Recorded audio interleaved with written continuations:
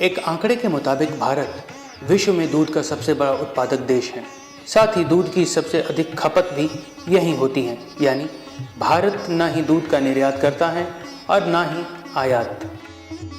लेकिन इतनी बड़ी जनसंख्या के दूध की बढ़ती मांग को हम पूरा नहीं कर पा रहे हैं, जबकि दूध देने वाले पशुओं की संख्या ब्राजील के बाद भारत में सबसे अधिक है।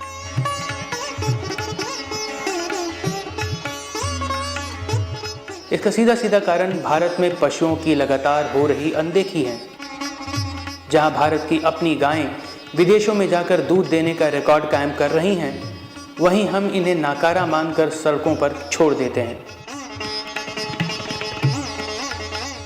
गौरतलब है कि 1960 के दौरान ब्राजील ने भारत से गीर, कांकरेज, ओंगोल जैसी भारतीय गायों को मांस प्राप्त करने के लिए आयात किया था। लेकिन दूध देने की कमाल की क्षमता ने इन गायों को वहां महत्वपूर्ण बना दिया। यही कारण है कि समूचे विश्व में अफ्रीका और दक्षिण पूर्वी एशियाई देशों की तुलना में भारतीय प्रजाति की गायों की मांग सबसे अधिक है।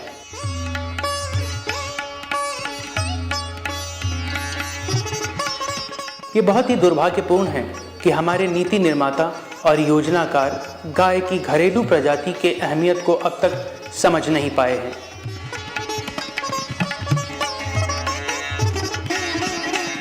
भारत अपनी गायों की क्षमताओं की अनदेखी कर विदेशी नस्ल से इसे क्रॉस ब्रीड करा रहा है।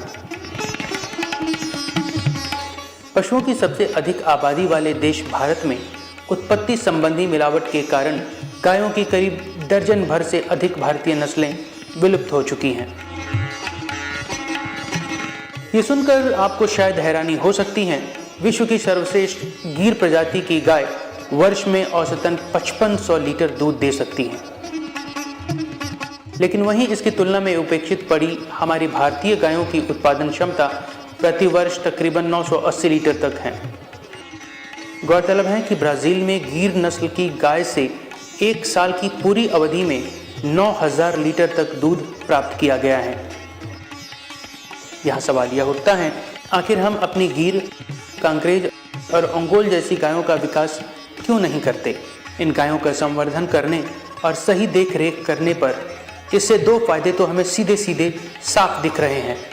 एक, ऐसा करके हम पौष्टिक और प्रचुर मात्रा में दूध प्राप्त कर सकेंगे, तो दूसरे, हम अपनी उपेक्षित पड़ी गायों को संवर्धित कर कितनी ही बेशकीमती प्रजातियों को सुरक्षित कर पाएंगे।